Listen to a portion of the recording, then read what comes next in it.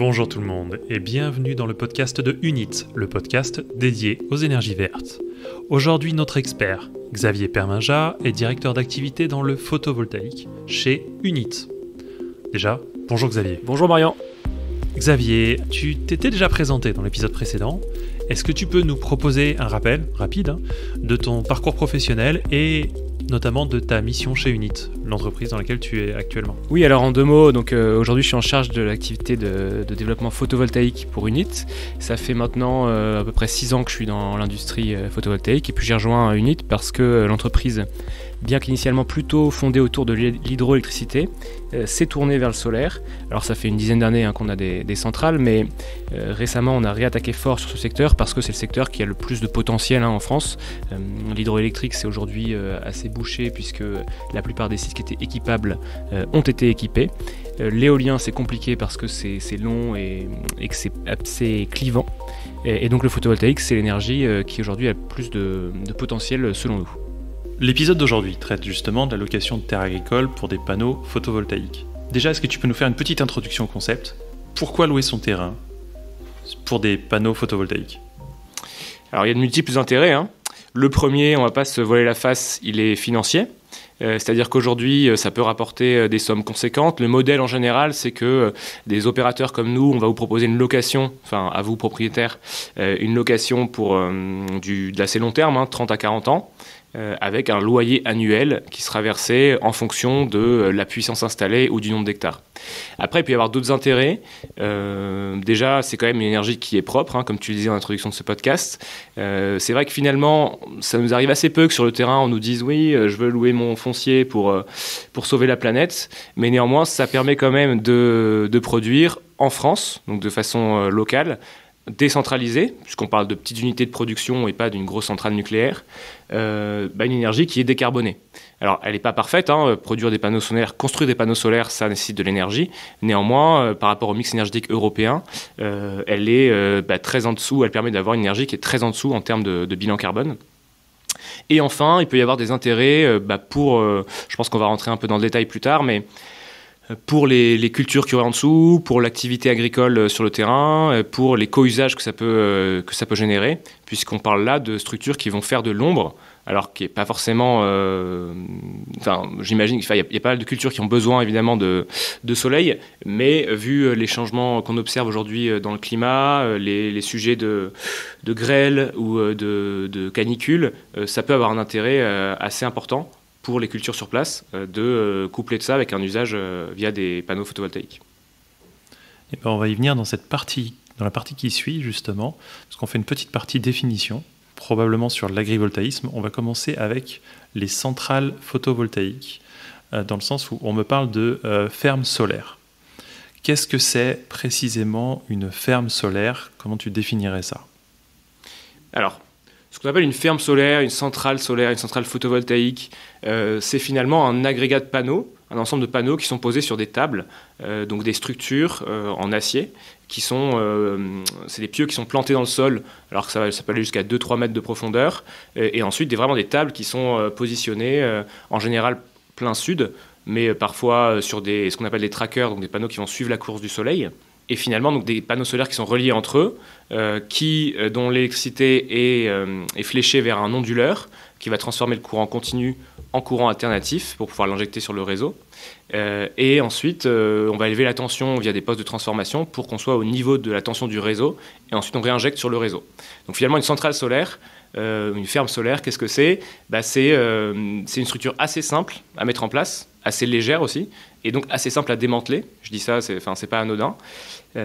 Et qui va être construite relativement rapidement et qui peut donc être déployée assez vite. Donc la définition de centrale solaire, de la ferme solaire, c'est l'ensemble. C'est pas seulement les panneaux photovoltaïques, c'est pas seulement les ombrières, c'est l'ensemble du système qui permet de proposer l'énergie sur le réseau énergétique global. Tout à fait.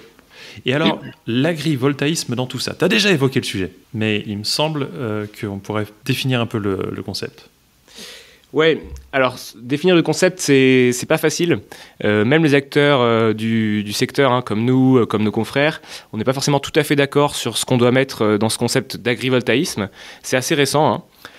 Jusqu'à récemment, en France, on n'avait tout simplement pas le droit de positionner des panneaux solaires sur terre agricole. Donc finalement, la question ne se posait pas. Là, aujourd'hui, devant l'urgence énergétique, les critères s'ouvrent et on commence à voir des projets de plus ou moins grande ampleur émerger sur des terrains qui ont un usage agricole.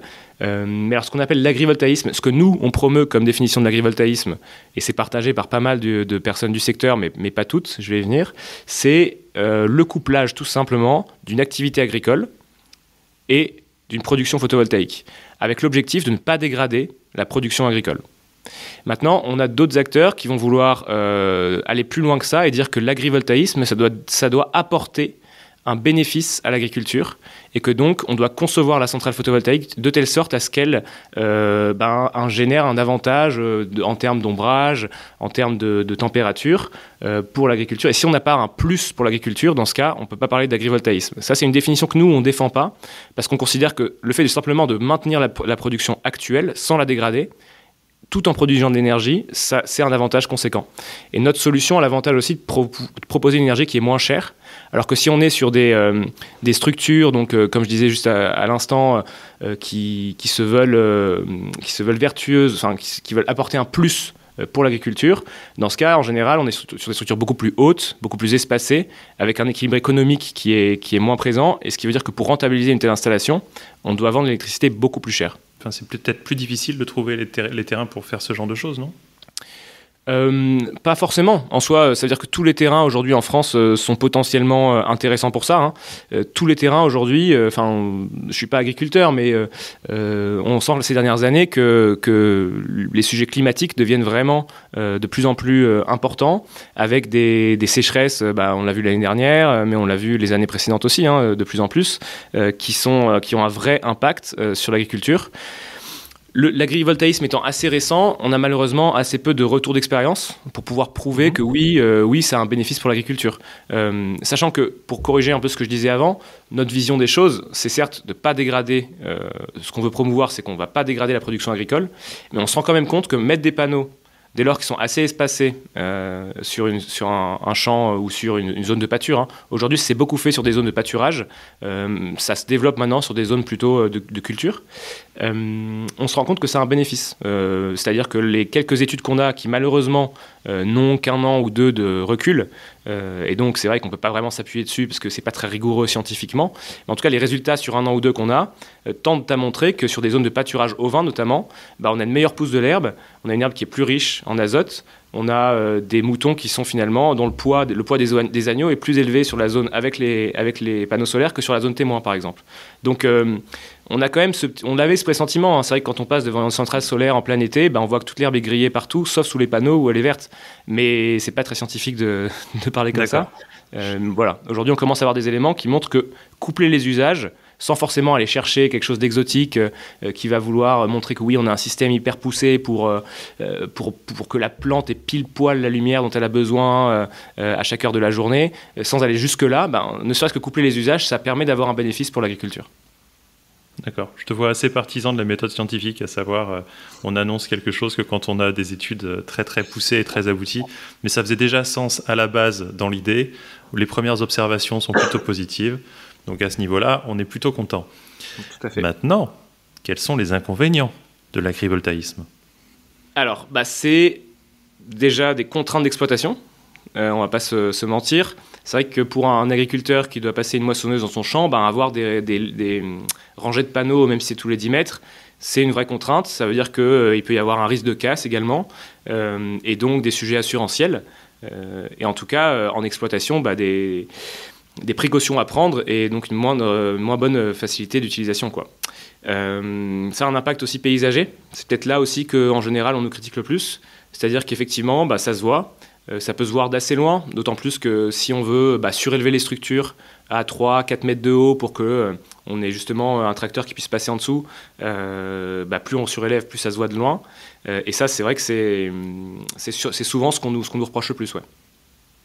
D'accord. Donc autant s'adresser à des gens qui, comme UNIT, sont au courant du sujet et peuvent peut-être accompagner du début l'agriculteur sur ces problématiques.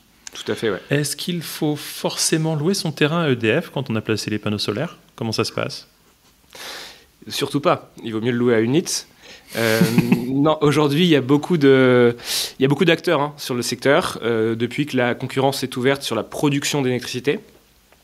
En France, on a dénombré environ 180 sociétés comme la nôtre, donc c'est assez éclaté. EDF aujourd'hui finalement sur le photovoltaïque n'est pas forcément le leader en France, hein. Il y a plusieurs acteurs qui ont des capacités installées qui sont comparables, si ce n'est supérieures à celles d'EDF en photovoltaïque. Hein. Mais aujourd'hui, il est possible d'aller voir tout type d'acteurs qui ont ce savoir-faire en fait, de développer les projets, de les construire, puis de les exploiter pendant une trentaine d'années, même si, effectivement, on voit un peu de tout. Hein. On voit des acteurs qui vont simplement venir signer un accord foncier avec un propriétaire, à la limite développer un projet, donc essayer d'obtenir un permis de construire, mais ensuite le revendre. Le revendre à des acteurs comme EDF ou comme d'autres. Ça, voilà, c'est évidemment pas le modèle d'UNIT et c'est un modèle que je déconseillerais puisque finalement, quelqu'un qui va développer une centrale sans avoir ensuite la volonté de la construire, n'a pas forcément intérêt à bien la développer. Ou alors quelqu'un qui va construire une centrale pour la revendre 2 ans plus tard à un fonds d'investissement, il n'a pas forcément non plus besoin de se dire moi je serai là dans 30 ans, donc il faut que je fasse les choses bien pour que la centrale elle soit nickel, quoi. Un acteur comme nous, on n'est pas les seuls, hein, mais notre avantage, si tu veux, notre avantage comparatif, c'est que nous on va vraiment, quand on construit une centrale, c'est pour l'exploiter pendant 30 à 40 ans. Donc on a à cœur de faire les choses bien. On a à cœur d'être en bon terme avec le voisinage et donc de maximiser l'intégration paysagère dont je parlais tout à l'heure, et avec les élus locaux, avec toutes les collectivités, et donc de faire de la concertation au préalable et puis tout au long de la vie du projet, quoi.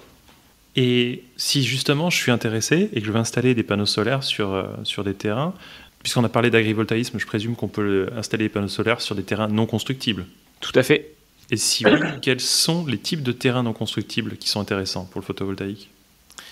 Alors, a priori, on n'a pas trop de limites sur le papier. C'est sûr qu'aujourd'hui, selon les documents d'urbanisme en vigueur sur les différents territoires dont on parle, on arrive à obtenir des permis de construire dans des zones qui sont classées par exemple en agricole, donc classées en A sur un PLU, plan local d'urbanisme.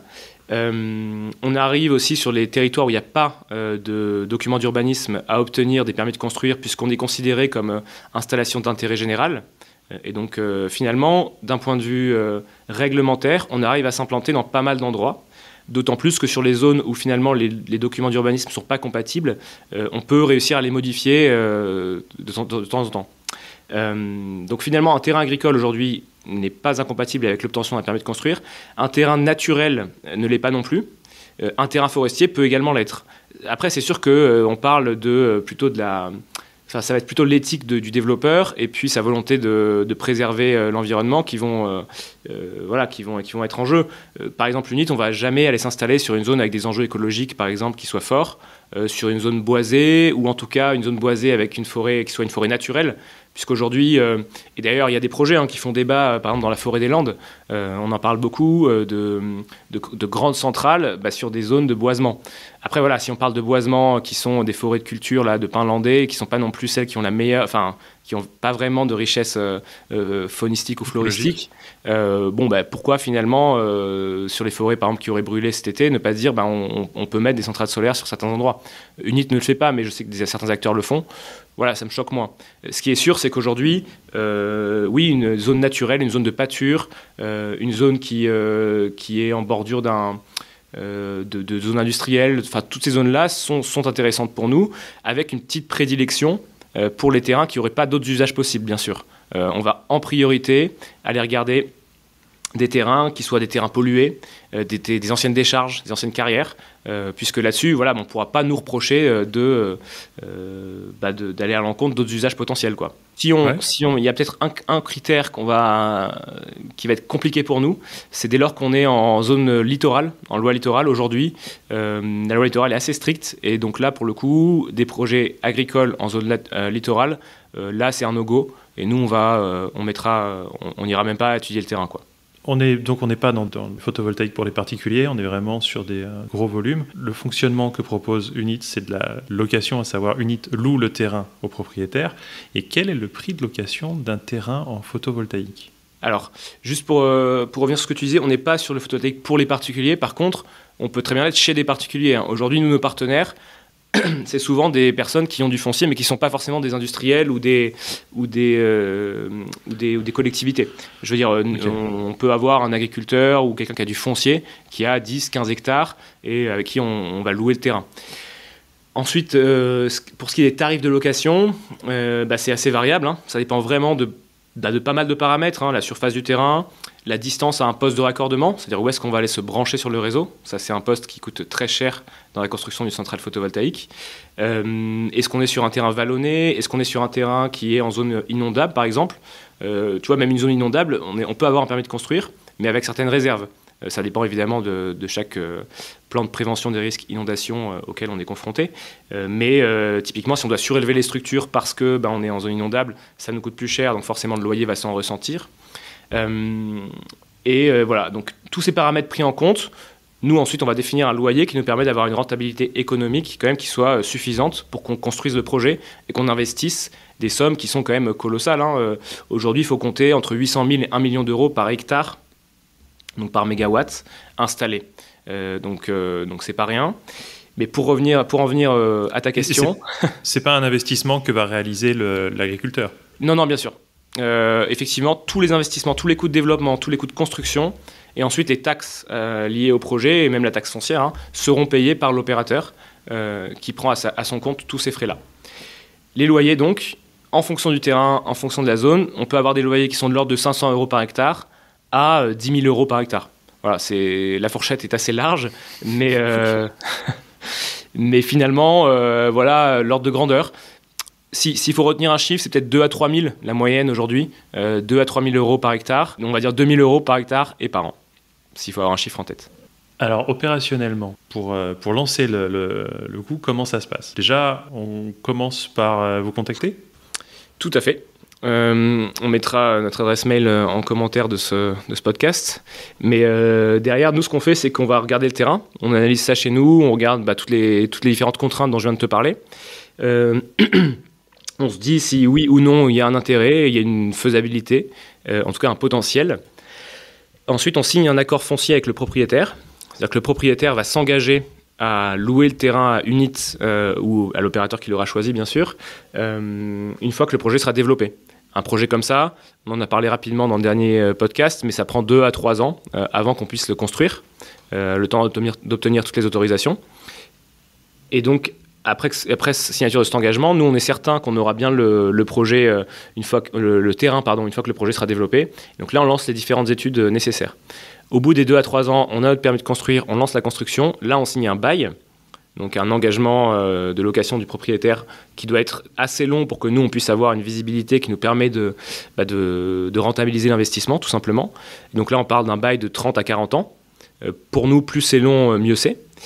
Et après, on construit la centrale, on l'exploite. Donc c'est nous qui avons les équipes de maintenance sur place. C'est nous qui réalisons l'intégralité de la maintenance. Et on remettra le terrain en état initial une fois qu'on démantèle au bout des 30 ans ou des 40 ans. Ou alors, j'ai cru comprendre que parfois, vous pouviez laisser les choses en l'état si c'était ce que désirait le propriétaire?